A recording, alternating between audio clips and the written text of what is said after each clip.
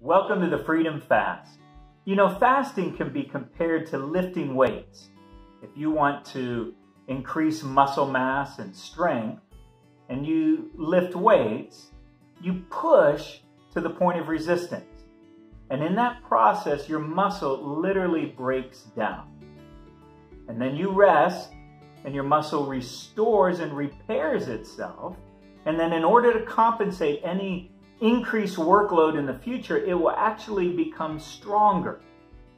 Fasting is very, very similar. You push to the point of resistance, it's painful, things break down in your life, but then God repairs and restores you, and you actually become stronger.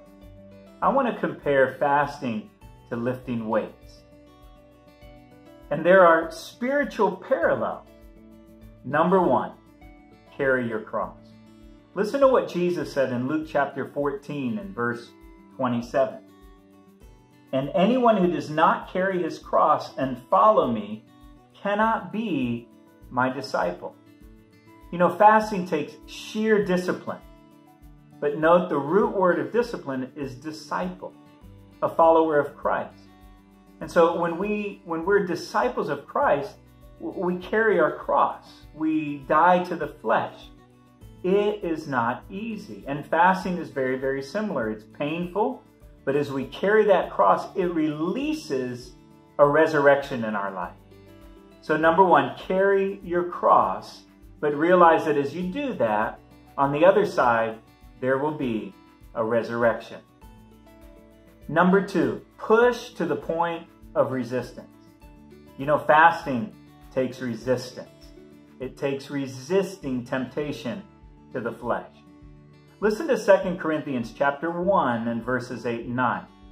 Paul says this, "We do not want you to be uninformed, brothers, about the hardships we suffered in the province of Asia. We were under great pressure, far beyond our ability to endure, so that we despaired even of life. Indeed, in our hearts we felt the sentence of death. But this happened that we might not rely on ourselves, but on God who raises the dead."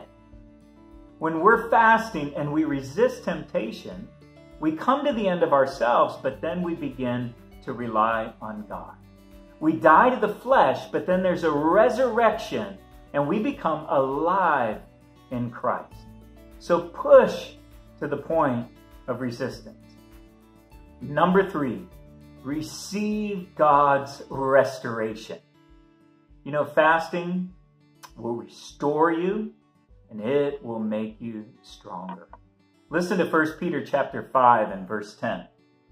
"And the God of all grace, who called you to his eternal glory in Christ, after you have suffered a little while, will himself restore you and make you strong, firm, and steadfast." Receive God's restoration. The fasting process will make you stronger. You will die to the flesh, but your faith will be restored and you will be stronger.